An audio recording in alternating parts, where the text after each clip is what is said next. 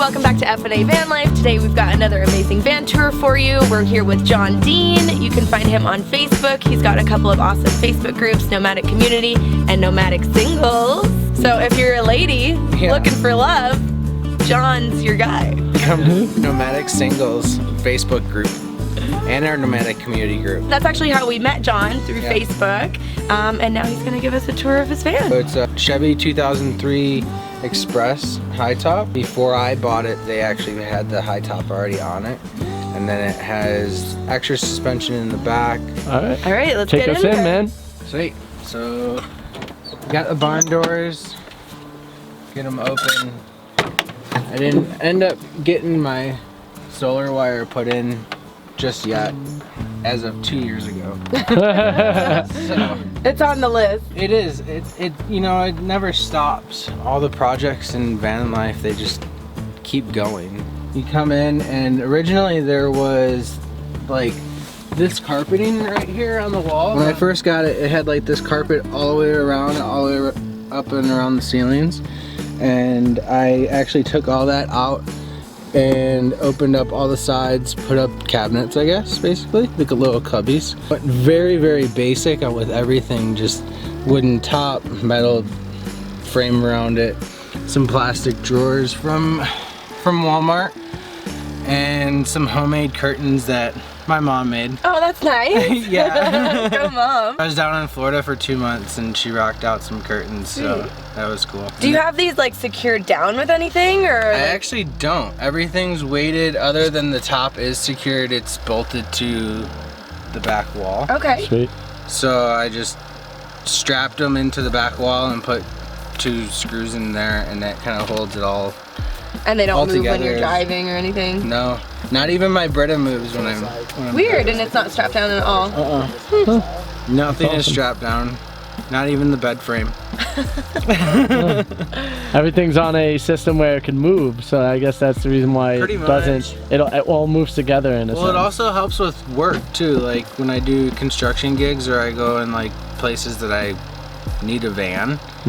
I've literally broken this, like if I've told people to give me like 24 hours ahead of time, and I've broken this van down and went and moved people for work. How do you like that swivel chair, man? It actually doesn't swivel. Oh no? It just No. faces backwards? Yeah. Nice, I you just permanently installed moved it backwards. Yeah, I permanently, it's just 4 bolts.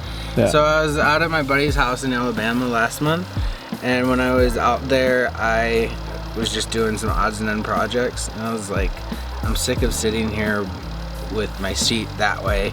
Such wasted space. So I literally took 4 bolts out, picked up the seat, turned it around, and bolted it back down. Perfect. And we had 3 other vans there that we did it all to. While we were Everybody's there. solo travelers, I guess. Yeah, pretty Yeah. much. The 1250 Yeti Goal Zero. It has pretty much everything that you need on it, and it's super simple. One cord just goes from your solar panel down to your charge station, and you don't have to do anything else with it. So I love it. If I would change anything with it, I would definitely go to the lithium next time. It's so much lighter. This thing probably weighs, I would say, 100 pounds. So once you put it in, it's like you don't really want to take it back That's where out. it It's is. staying there, Yeah. How long does it take for it to charge fully? And how much solar do you have coming to it? I have a 100-watt panel on top, and then of course it matters how much you use it. I mean, I only really use it for my phone. I can't run my heat off of it, so luckily I have my shore power right now. So I use it for my phone, camera charger, and then sometimes like when I'm out and about in the woods, I'll cut my hair on it and use it as a razor. There you go. I mean, I've even used it to vacuum in here. Cool. How long would you say, like, one full charge of that If goal? you had Goal Zero no lasts? sun whatsoever, I would say probably 2 days. And then it would probably take a full 24 hours, close to a full 24 hours to recharge it Via solar. via solar. Yeah. And where I'm at right now, it's totally treed, so I'm, again, glad that I have shore power here. Yeah. Explain where you're at and like your summer job and. So I'm in right outside of Bend, Oregon. It's basically Bend, Lapine, Oregon, up at Cultus Lake. I was hired in to do marine rentals maintenance, and because of how many people are actually here working, I guess I should say the lack of people here working, we're all pretty much doing everything. We're groundskeeping, rentals, maintenance. I've cooked, I've cleaned, I've done housekeeping. So we're all pretty much here. It almost feels like a community living situation because everybody's working together. Right. When I got hired on, I get a free spot, water, electric, laundry, food, and my hourly pay plus tips.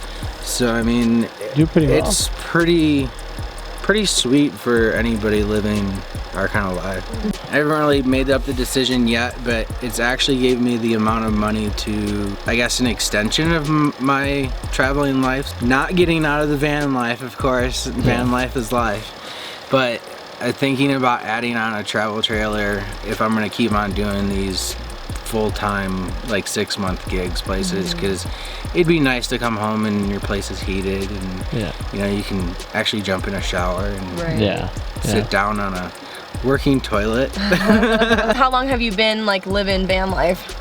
So I've done, it's funny because Facebook reminds you of like all these back memories and whatnot.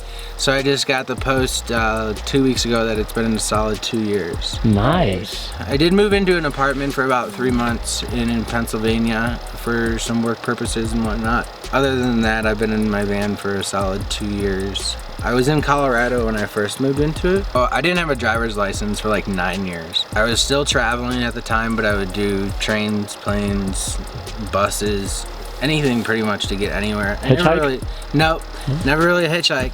After I was in Colorado, I started doing more hiking and tent camping, which led into people sleeping in their cars because they're out camping and hiking, which led into vans and buses and RVs and all that. And I was just like, man, when I get my license back, this is it. This is gonna be where I'm going. Because I wasn't stable, but I was moving into towns for like years at a time. Now you kind of like travel for a while and then like find a gig for a while, like you're gonna be here at the lake for a couple months. If I'm not on a schedule of like a work contract, I just roll into towns and find work, and if it's all working right, I just stay, and if not, then I stay for however long it works for and then move on to the next spot. Cool. I guess a lot of my stuff does base around work purposes. It's a cool way to meet people too, and like kind of get accustomed into the town and, you know, meet some locals or whatever. It is a very good way to meet the locals, which is really cool.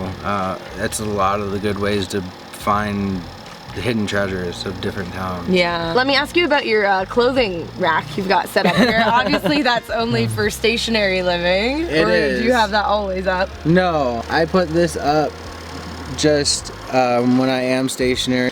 Shut it in the doors.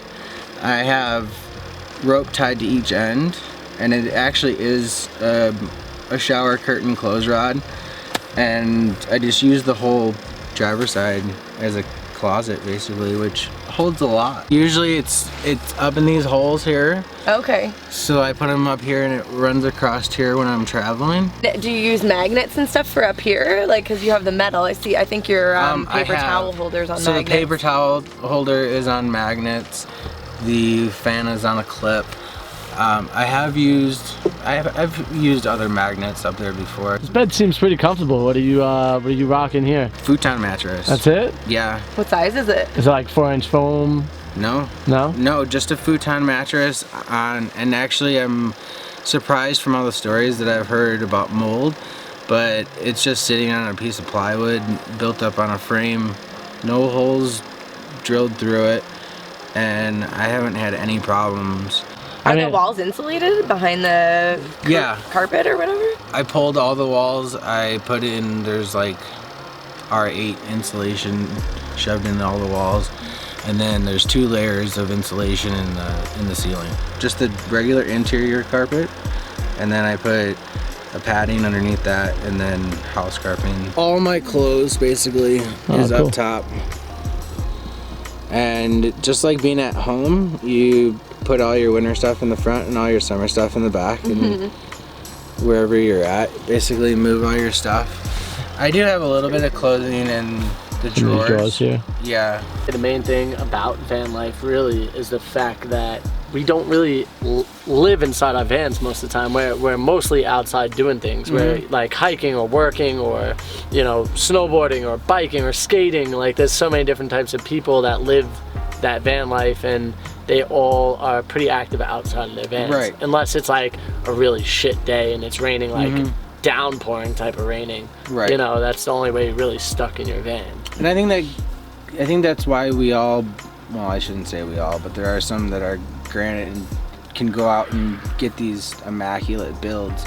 But I think that's a lot of why a lot of us build out our own rigs. Yeah. Is because, you know, you build it for what you do. You cook outside mainly. Do you have any like water source inside?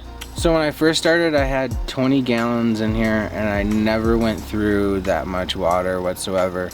So I literally used 4 gallons of like milk jugs, and which I've actually found it's a lot easier to refill those than say a 5-gallon jug where you have to go find a hose or find a spigot. Yeah. You can take a jug of water and take it into a regular sink, and it fits right underneath that faucet.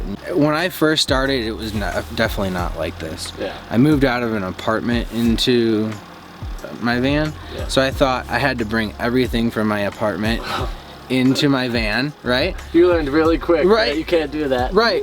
So when I started, I had, let's see here. So I had a sink in the middle, and then I had a faucet in the corner running water, and I had 20 gallons of storage underneath with a cooler over there and my cook station over here. So there was no way we were fitting 3 people in here. Yeah, wow. There was barely enough room for me and the dog. Yeah. So you would walk in and basically just hallway over to the bed right here. That's insane. Yeah, so you went from this like full build, like, and then actually downsized a lot, just because it fits your lifestyle way better. I don't need all that extra stuff. Descend down bend. Shout out to Ryan. So this is like whenever I come into work mode basically, and are gonna be places for like 3 months to 6 months. I set up this whole tent, and now it's kind of turned into like a living room, a chill zone. And you just, you know, tap it away. I feel like drums are. And Lucky sings along with it. Yeah, get It's 10 by 10. It's an Ozark.